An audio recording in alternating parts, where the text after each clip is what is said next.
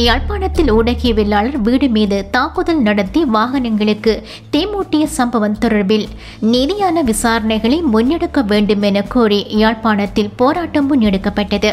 யாழ்ப்பாணம் மத்திய பேருந்து நிலையம் முன்பாக இன்றைய தினம் புதன்கிழமை குறித்த போராட்டம் முன்னெடுக்கப்பட்டது.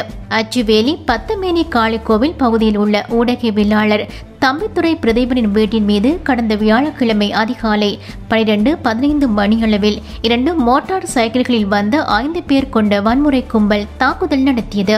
இதன்போது வீட்டுக்கு வெளியே இருந்த மோட்டார் சைக்கிள் மற்றும் முச்சக்கர வண்டி உள்ளிட்ட வாகனங்கள் மற்றும் சொத்துக்கள் ஆயுதங்களால் தாக்கப்பட்டதுடன் தீ வைத்து கொளுத்தப்பட்டது. இந்த சம்பவத்தினை கண்டித்தும் நீதியான விசாரணைகளை முன்னெடுத்து உண்மை குற்றவாளிகளை கைது செய்ய வேண்டும் என கோரியே போராட்டம் முன்னெடுக்கப்பட்டது. அதேவேளை தாக்குதல் சம்பவம் தொடர்பில் அச்சுவேலி மாவட்டப்புறம் மற்றும் கிளிநொச்சி பகுதிகளை சேர்ந்த 3 பேரை அச்சுவேலி காவல்துறை நேற்றைய தினம் செவ்வாய்க்கிழமை கைது செய்துள்ளமை குறிப்பிடத்தக்கது.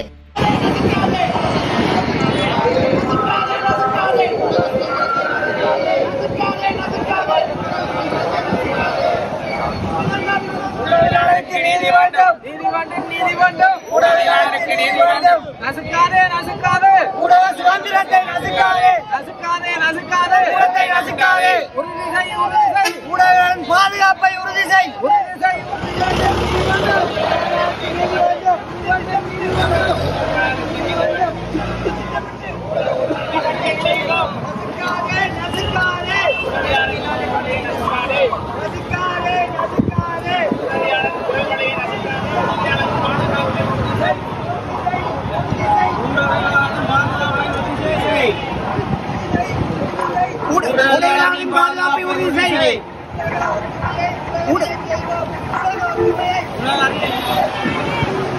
சுதந்திரத்தை நசுக்காதே.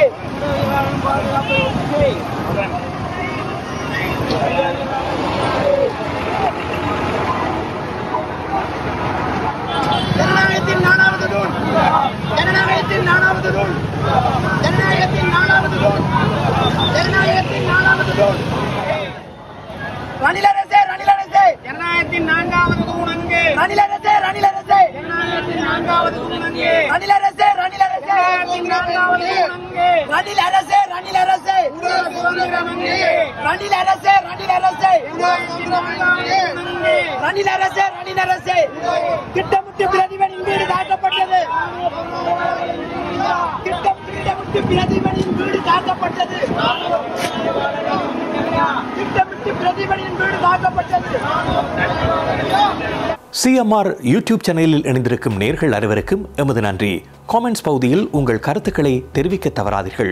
முக்கிய செய்திகள், காணொளி தொகுப்புகள், நேர்காணல் என பலதரப்பட்ட அம்சங்களையும் உங்களுக்காக தருகின்றது CMR யூடியூப் சேனல். CMR என்று சர்ச் செய்து எமது யூடியூப் சேனலை சப்ஸ்கிரைப் பண்ணுங்கள். உங்கள் உற்றார் உறவினர் நண்பர்களோடும் இந்த காணொளி தொகுப்புகளை பகிர்ந்து கொள்ளுங்கள். அருகில் இருக்கின்ற முக்கிய காணொளி தொகுப்புகளையும் தவறவிடாமல் பாருங்கள்.